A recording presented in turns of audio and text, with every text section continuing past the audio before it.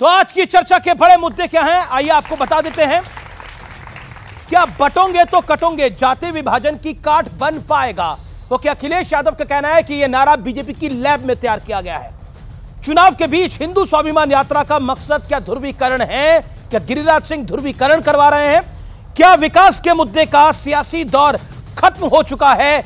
यह भी आज का एक बड़ा मुद्दा है। यह युवा जनरेशन के लिए मैं पूछ रहा हूं, क्या विपक्ष का डर का एजेंडा चलाकर मुसलमान वोट बटोरना चाहता है, अल्पसंख्यक वोट बटोरना चाहता है डर का एजेंडा चला के, चाहे वो अबू आजमी हो चाहे वो बाकी कोई नेता हो?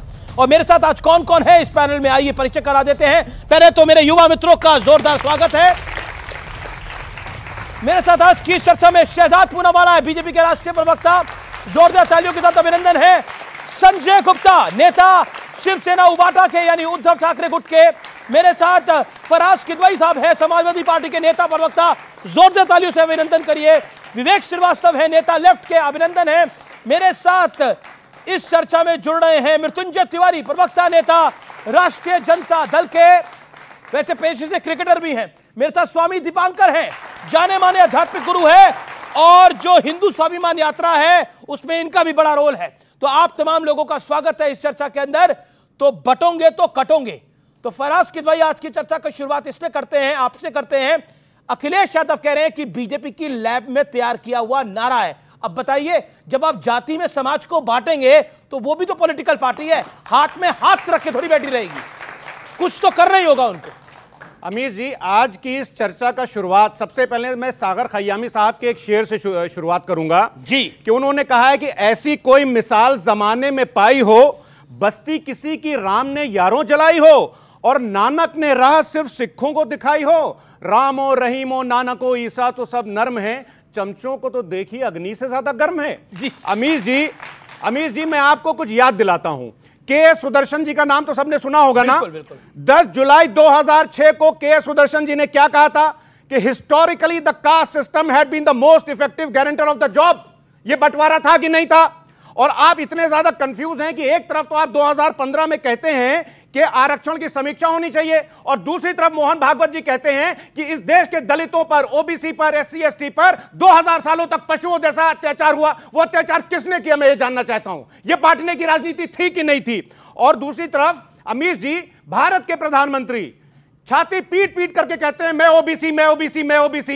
अरे अगर आप बंटने पर और कास्ट सिस्टम में बिलीव नहीं करते हैं तो फिर आप अपने आप को फर्जी ओबीसी क्यों कहते हैं? इस बात का जवाब देश की जनता को आपको प्रधानमंत्री जी देना होगा। के सुदर्शन जी, आपको इस बात का जवाब देना होगा। और आप गिरिराज सिंह जी की बात कर रहे थे, अरे बांटने में तो इनको चैंपियनशिप हासिल है, चैंपियनशिप। कहते हैं साहब ट्रेन एक्सीडेंट्स तो मुसलमानों की वजह से हो रहे हैं। एक सूरमा आसामी है असम में, सूरमा आसामी क्या बोलते हैं उनके असम के मुख्यमंत्री कि साहब महंगाई तो मुसलमानों की।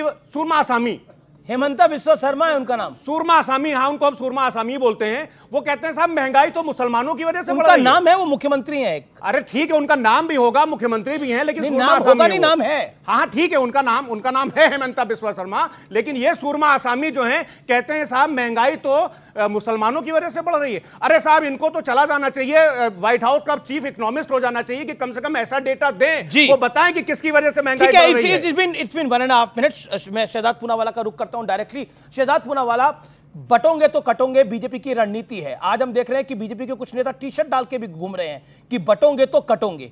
कपिल मिश्रा ने वो टी शर्ट डाल के ट्वीट करा। बीजेपी के दिल्ली के नेता हैं, विधायक का चुनाव लड़ चुके हैं। पॉइंट ये है, गिरिराज सिंह यात्रा निकाल रहे हैं, आपके नेता पोस्टर लगा रहे हैं। विनय सहस्त्रबुद्धे जो कि भारतीय जनता पार्टी के शीर्ष नेताओं में से एक हैं, यानी सीनियर लीडर्स में से एक हैं, उन्होंने भी मराठी में लिखा कि अगर महाराष्ट्र में वोट कटेगा तो फिर क्या होगा।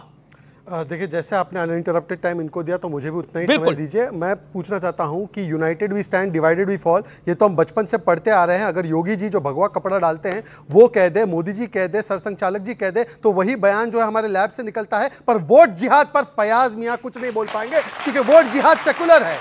वोट जिहाद सेकुलर है कि भारत के लोग, हिंदू समाज एक हो जाए। अब देखिए, यहां पर उन्होंने बड़ी बड़ी बातें की कि किस प्रकार से मुसलमानों के बारे में बोला जाता है। सुनिए, मठाधीश और माफिया में कोई ज्यादा फर्क नहीं होता।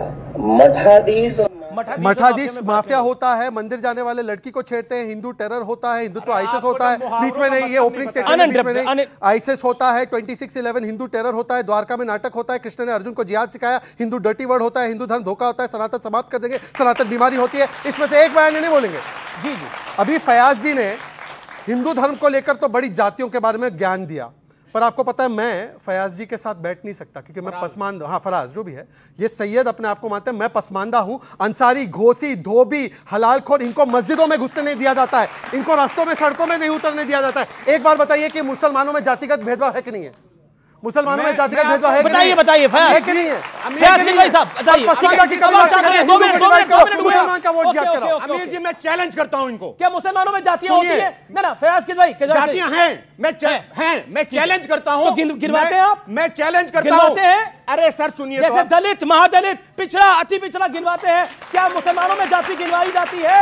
यहाँ पे ठाकुर, ब्राह्मण, वैश्य, सैनी, मौर्य, अरे जी जी बोलिए। जातियां हैं, लेकिन मैं शहजाद जी से बोलता हूं, आपको मैं ब्रेकिंग न्यूज दे रहा हूं कि अफर्मेटिव एक्शन के लिए अगर मुसलमानों को जातियों में बांटना है तो मैं उसका समर्थन करता हूं। बताइए आप अफर्मेटिव एक्शन देंगे? आप तो मुसलमानों को जो ओबीसी का थोड़ा बहुत आरक्षण मिल रहा है, आप तो उसको भी खत्म ठीक है। शहजाद की टर्न है, आपने पॉइंट देखा, you made your point sir. Silence. अब आपने देखा एजेंडा क्या है? एजेंडा ये, let him make his point ना।